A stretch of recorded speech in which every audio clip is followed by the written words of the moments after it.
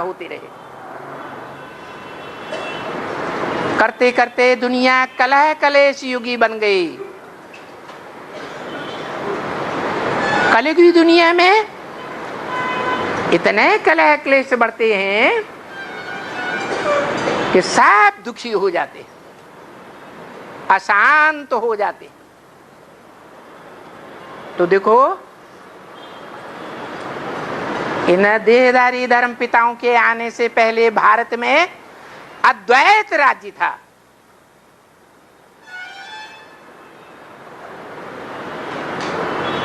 एक ही धर्म था, एक ही राज्य था, एक ही भाषा थी, एक मत था और एक ही देवता कुल था। तो झगड़ा होगा, झगड़ा फसाद नहीं होगा। मनसा में भी टकराहट नहीं होगी, आंखें भी लाल पीली एक दूसरे के प्रति नहीं होंगी, कर्मेंद्रियों से भी कोई झगड़ा नहीं होगा। तो अद्वैतवाद हुआ ना। इसलिए शास्त्रों में भी देवताओं को अद्वैत कहा जाता है। वहां दूसरा होता ही नहीं। एक बाप आते हैं और बताते हैं सर्वधर्मान परित्यज्य, सब धर्मों को त्याग दो। सब धर्मों को त्यागेंगे तो उन धर्मों के जो प्रणेता हैं धर्म पिताओं को याद करेंगे? हैं? नहीं याद करेंगे, उनको भी त्यागना पड़ेगा। सर्वधर्मान परित्यज्य माम एकम शरणम ब्रज, मुझे एक धर्म पिता की शरण में आ जा, जो एक धर्म, एक राज्य, एक भाषा, अद्वैत राज्य स्थापन करता है। अब ये सर्वधर्मान,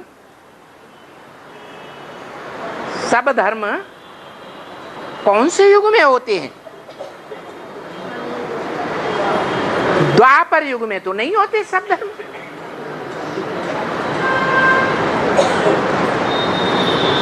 सिख धर्म तो द्वापर युग में नहीं था,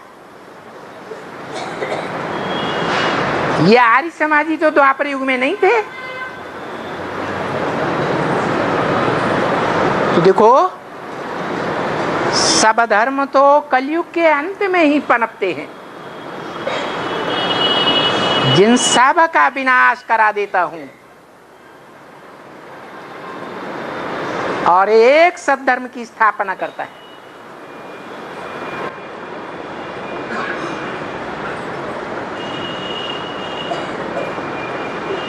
विनाशाय च दुष्कृताम, दुष्कर्म कराने वाले जो धर्म हैं, जो धारणा हैं, उनका विनाश करा देता हूं। दुष्कर्म करने वाले पापियों का भी विनाश करा देता हूं। जो मेरी शरण में आते हैं, माना भगवान की शरण में आते हैं, वो ही बचे रह जाते हैं। क्योंकि श्रेष्ठ ते श्रेष्ठ मत, श्रेष्ठ ते श्रेष्ठ बुद्धि एक भगवान ही देने वाला है।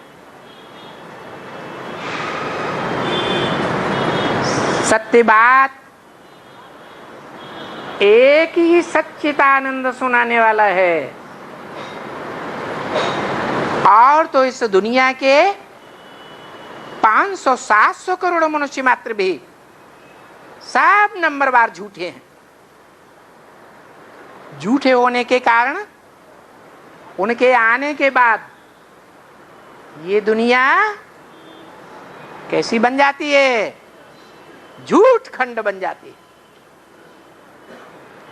भगवान आकर के सच्चखंड सतयुग की स्थापना करते हैं और मनुष्य हैं जिन मनुष्यों को नर कहा जाता है, वो नर इस दुनिया को झूठ का आधार लेकर के, असत्य का आधार लेकर के, अज्ञान का आधार लेकर के वो नर इस दुनिया को नरक बनाए देते हैं। तो देखो, ये असत्य कहो, अज्ञान कहो, ये अनेकों से आता है और सत्य एक से आता है। माना ज्ञान एक भगवान से आता है और अज्ञान अनेक मनुष्य गुरुओं से आता है। आज दुनिया में मुख्य 9-10 धर्म फैले हुए हैं और सभी धर्म तमो प्रधान बन गए।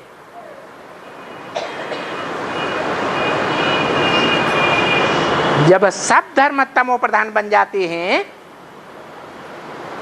तब भगवान आकर के एक सद्धर्म की स्थापना करते हैं। एक ऊंचे से ऊंची राजधानी स्थापन करते हैं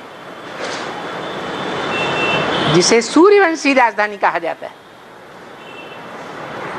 जैसे आसमान में 7 सितारों के बीच,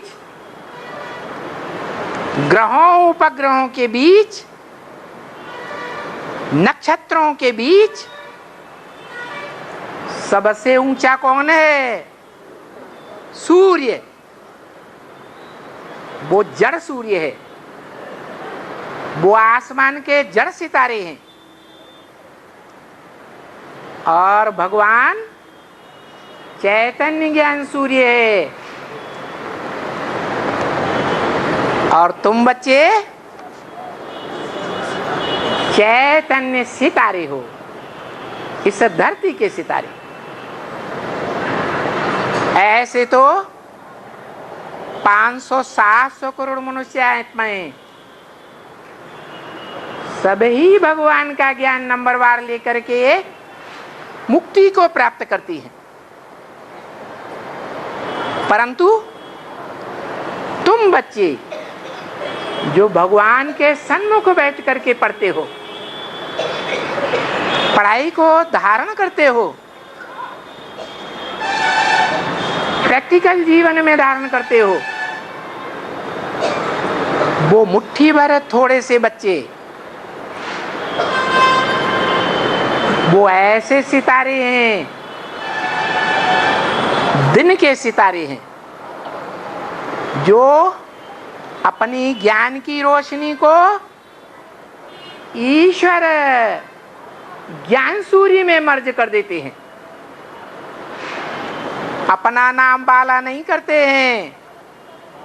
किसका नाम बाला करते हैं? बाप का नाम बाला करते हैं।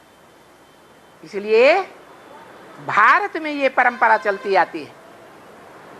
कोई भी फर्म का, कोई भी दुकान का, कारखाने का नाम रखेंगे तो पहले बाप का नाम और बाद में एंड सन्स कंपनी। ये परंपरा आज तक चली आ रही है। बाकी जो और सितारे हैं और ग्रहों उपग्रहों को फॉलो करने वाले हैं, क्योंकि 9 ग्रह माने जाते हैं।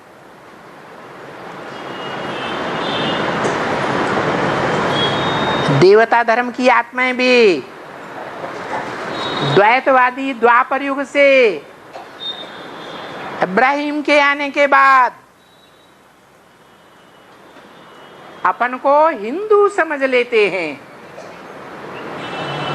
और वो हिंदू दूसरे धर्म पिताओं को, दूसरे धर्मों को फॉलो करने लग पड़ते हैं और धर्मों में कन्वर्ट होकर के चले जाते हैं।